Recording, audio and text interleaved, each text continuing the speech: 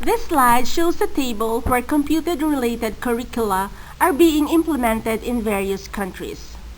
More than 50% of the countries in the current data collection have integrated objectives or a course on basic computer skills.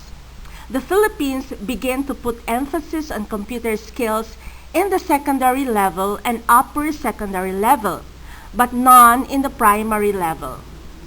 In China, computer skills are emphasized in all three levels.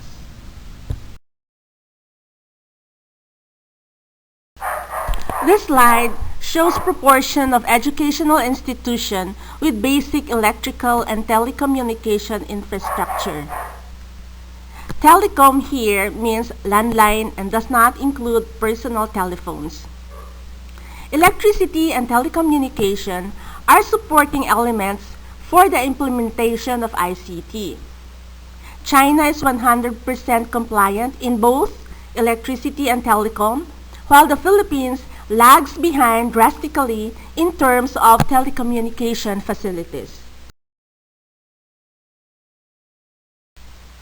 Figure 3 shows the learner-to-computer ratio by levels of education in 2012. What's very obviously shown here is the greatly overstretched computer resources in the Philippines, particularly in the primary level, with 412 students per computer, while in China, it is only 24:1. This table gives the proportion of educational institutions with internet connection, fixed broadband, and internet-assisted instruction. Hong Kong, China is 100% compliant in all three, while in the Philippines, only 7% in the primary and 40% in the secondary have internet connections.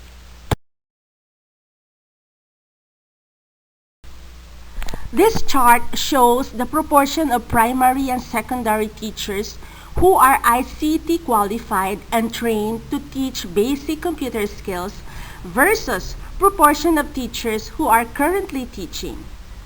In China, 40% are trained. In the Philippines, only 2%.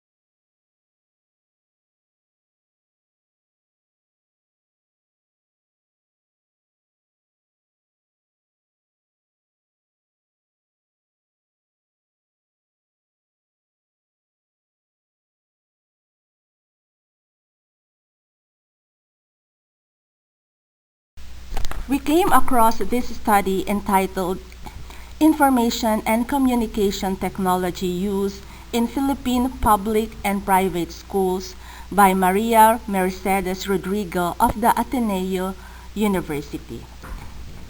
This study gave a very comprehensive picture of the state of ICT in the Philippines.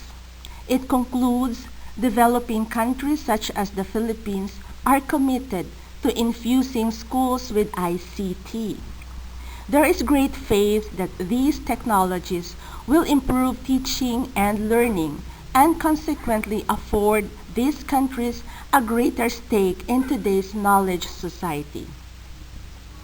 Consequently, the Philippine government and the private sector have initiated programs to provide schools with computer hardware and software, internet connectivity, and teacher training.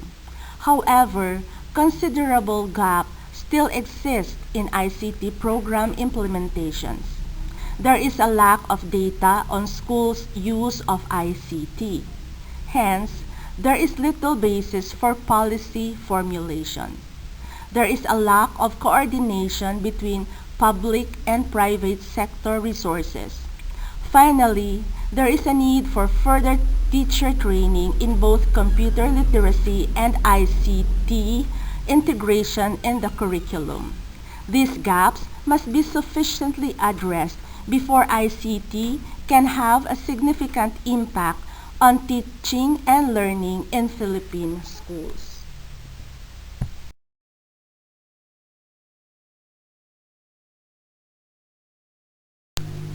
Educational technology in China started to develop in 1978.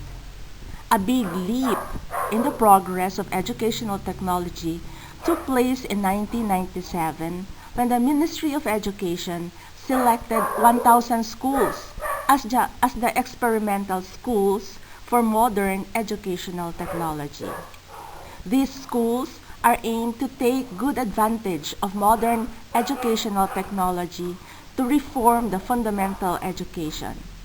It turned out that the overall qualities of education in primary and secondary schools are very satisfactory. Nowadays, computer has become the supplementary teaching equipment for many schools in urban areas of China. Multimedia computers and campus network have been installed in most of the universities, colleges, and high schools in.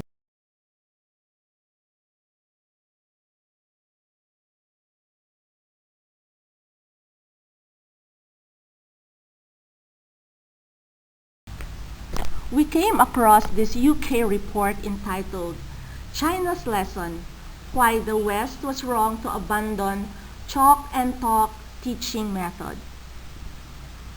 This is an eye-opener to all of us. It tells about how China favors the chalk and talk approach, which is being phased out by the Western countries.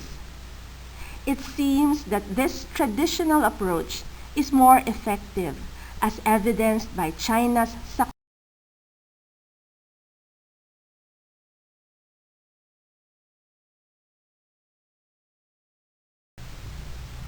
Finally, we end this presentation with a simple diagram to show the comparison of EdTech ICT Philippines against China. The arrow that curves up represents the Philippines' effort to put in all the necessary elements to fully implement ICT. The arrow curving down represents China's ICT being already placed, but they are moving towards going back to traditional.